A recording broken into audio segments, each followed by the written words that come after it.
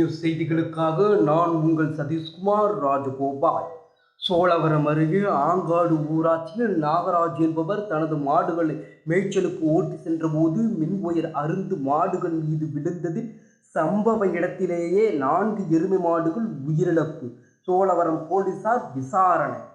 சோழவரம் அருகே ஆங்காடு பகுதியை சேர்ந்த நாகராஜன் என்பவர் சுமார் 30 எருமை மாடுகள் வைத்து பால் வியாபாரம் செய்து வருகிறார்.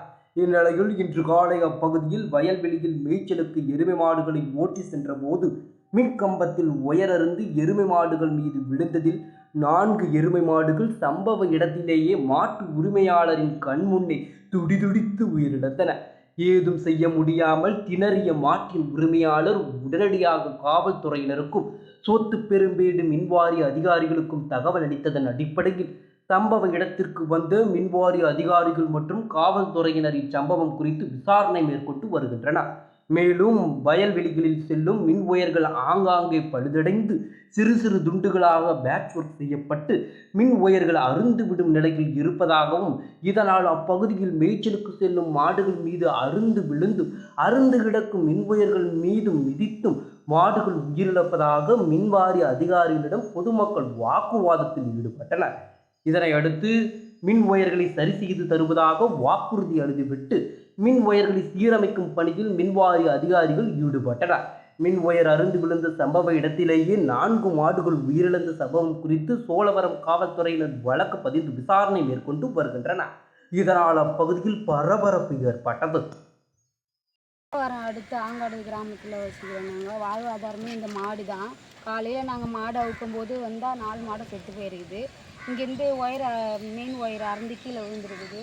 போட்டவங்க வந்து இங்கேருந்து பாதி புது ஒயர் போட்டிருக்காங்க, இங்கேருந்து பாதி பழைய ஒயர் போட்டிருக்காங்க. இந்த இடம் தான் ஃபுல்லாகவே வரவங்க, இங்கே இருக்கிற கிராமத்தில் இருக்கிறவங்களுக்கு குழந்தை, வயசானவங்க, வாலிபங்க எல்லாமே இதுதான் வர இடம். இந்த மாடு வந்ததுனால மனித உயிருக்கு எதுவும் ஆபத்து கிடையாது. எங்கள் மாடு இந்த 4 மாடு செத்ததுனால அவங்க தப்பிச்சாங்க. ஆனால் இதுதான் எங்களுக்கு எல்லாமே. இல்லை மனுஷ உயிராக இருந்தால் என்ன பண்ணுறது? மாடு செத்து இவ்வளோ நேரம் ஆகுது, ஆனால் ஒரே ஒருத்தர் கூட இங்கே வரவே இல்லை. நாங்கள் எல்லாருக்குமே ஃபோன் பண்ணோம், ஏன்னா யாருமே வரல. இப்போ தான் போலீஸ் வந்துருக்குறாங்க. ஆனால் இதே பாருங்கள், மனுஷ உயிராக இருந்தால் நாங்கள் என்ன செய்யறது? மாடாருக்கு தொட்டு ஓஞ்சி போச்சு. மனுஷனாக இருந்தால் என்ன பண்ணுறது? எங்களுடைய வாழ்வாதாரமே 50 வாட்டி ஃபோன் பண்ணுங்க, எடுக்கவே மாட்டேன்றாங்க.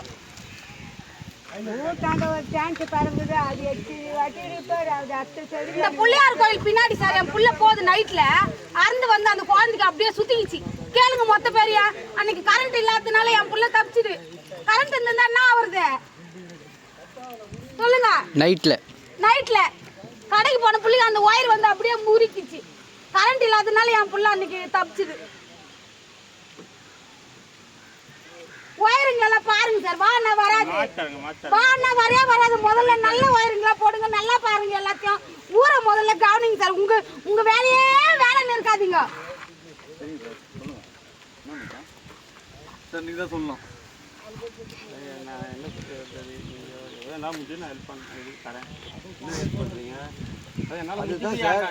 இல்லை சார். என்னுடைய